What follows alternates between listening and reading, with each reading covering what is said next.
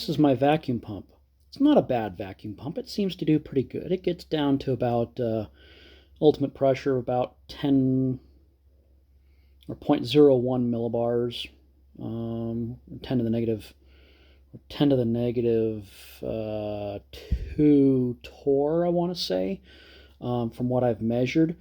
But it leaks because this is a 1/2 inch NPT here, and I've machined this thing to fit in here, and this is the reject because I forgot to put an edge on this. But this doesn't always seal very well. So what I want to do is build a new vacuum flange for this that will use a standard KF25 style vacuum quick fitting. So I'm going to go do that right now.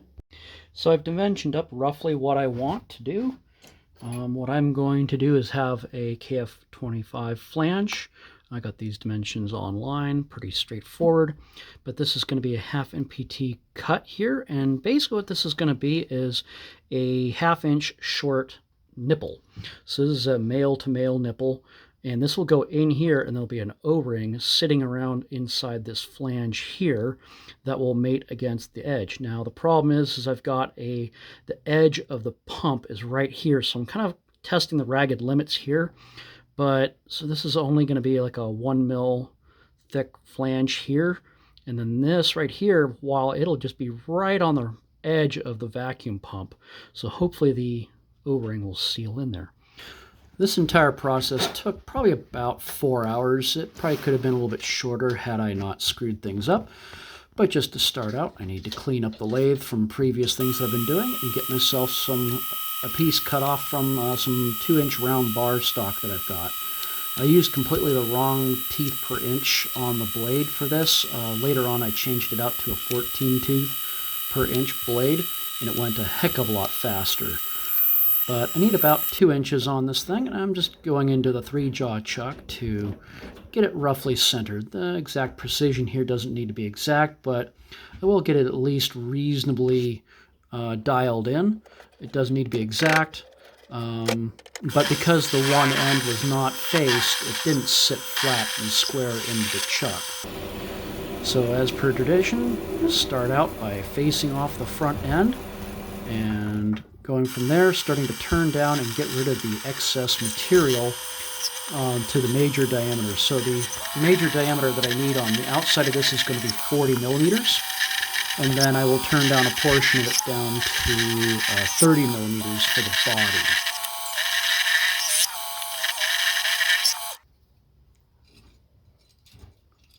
Now, as I go, I do check the diameter just so I know roughly how much to dial in on the lathe cross slide. And at this point, folks, this is what frustration looks like.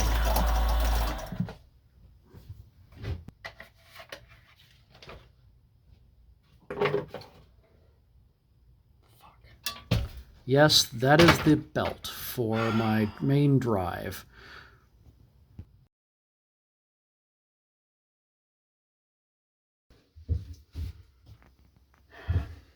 Fortunately, the installation of the new belt went pretty dang quick. I didn't even have to adjust the tensioner for this type of lathe. It was just I believe it was called a 5M375. So after a week of having been away, I just picked up from where I was going, turning things back down to the 40 millimeter where the flange is going to be. So the flange is up against here.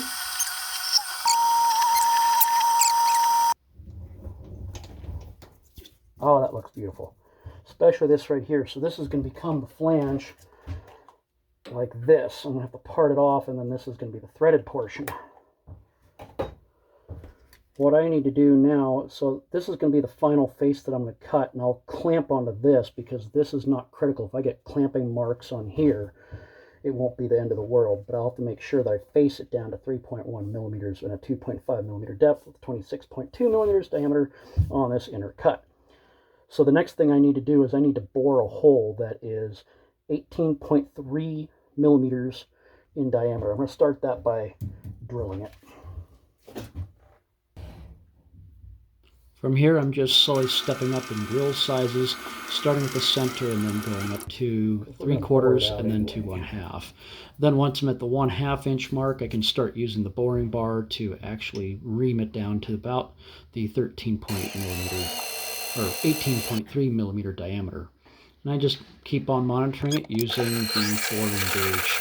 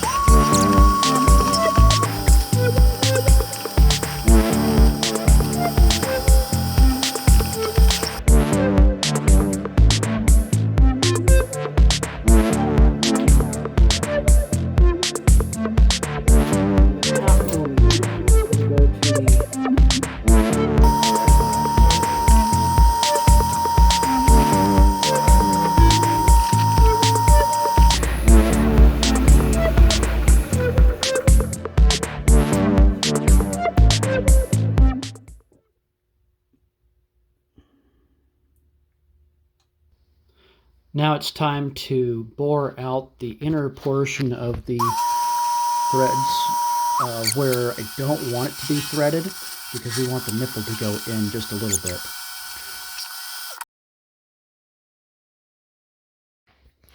Now it's time to start grooving out the O-ring groove, and this is what chatter sounds like.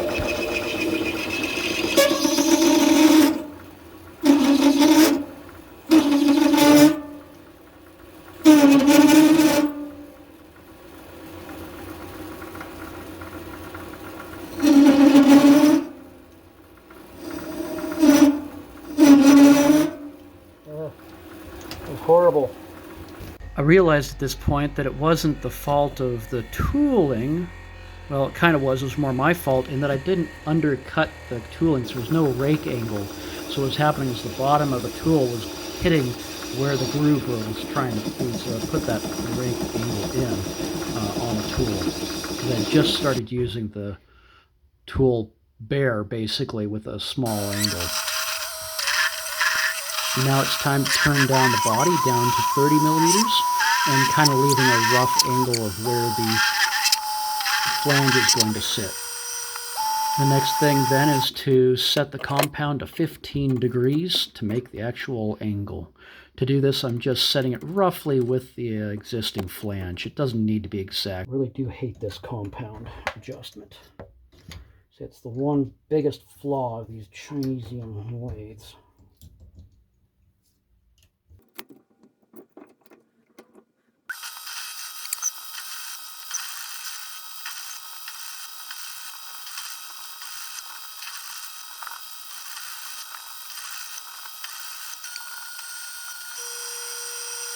Now I screwed up here. I had to completely redo the part. I had parted it off and everything.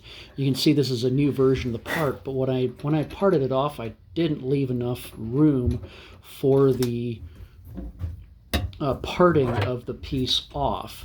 And I also parted it before I did this operation, which is creating the threads. As you can see here, realistically, if I tried with the other piece to thread it after having parted it, there was no way I was going to actually manage to get a good grip on the part. This took a lot more effort than you might think. I really had to push and pull with all my strength to get this to go in.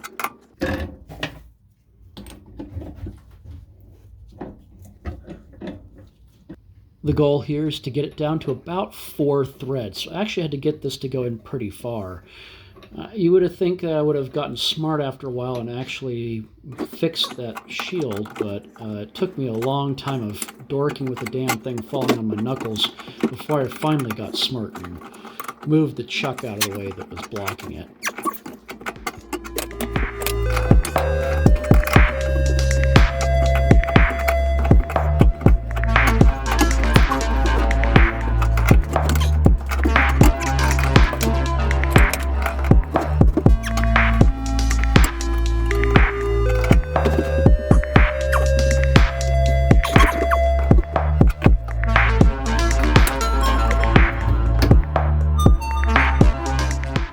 I realized part of why I'm having a hard time threading this thing is because the depth of the threads were actually running into the outer portion of the flange where I didn't want it to be. So it was adding a lot more thread forming than necessary.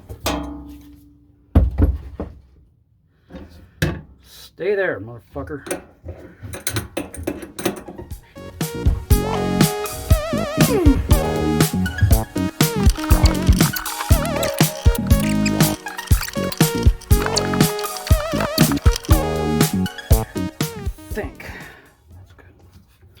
After having harped on this thing so hard, eventually it did pull the thing out of center just a little bit, so before I clean things up and finalize the threading, I decided to get the face just a little bit more concentric. 2 mils, not worth working with. Now it's time to part the part off, get everything nice and flat with the front face.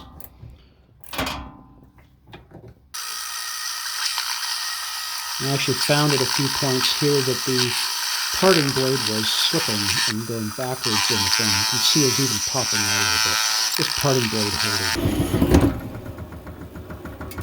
With the part off, it's now time to go to the 4-jaw chuck so that I can grip onto it and do a little bit of concentricity as necessary. Well, I should have a flat surface to go against here. And so the first thing we're going to do is to clean up the front face a little bit after it's been dialed in reasonably. Doesn't need, it doesn't need to be exact, but once it's dialed in, clean up the front face so that the top thickness is about 3.1 millimeters. Again, doesn't need to be exact.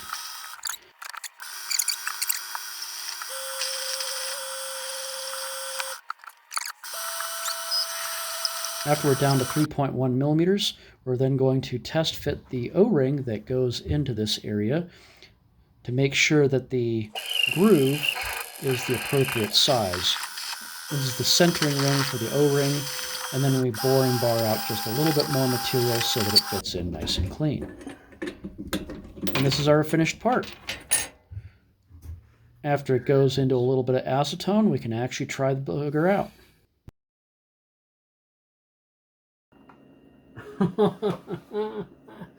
You won't fit with this crap.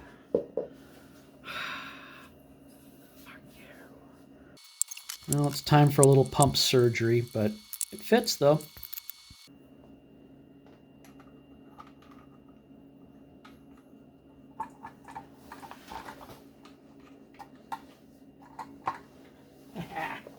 Now to bolt on a little vacuum gauge that I've got. This thing's good too.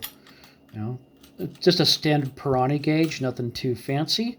But here you can see it's the whole pump. It's getting down to about 10 microns as specified.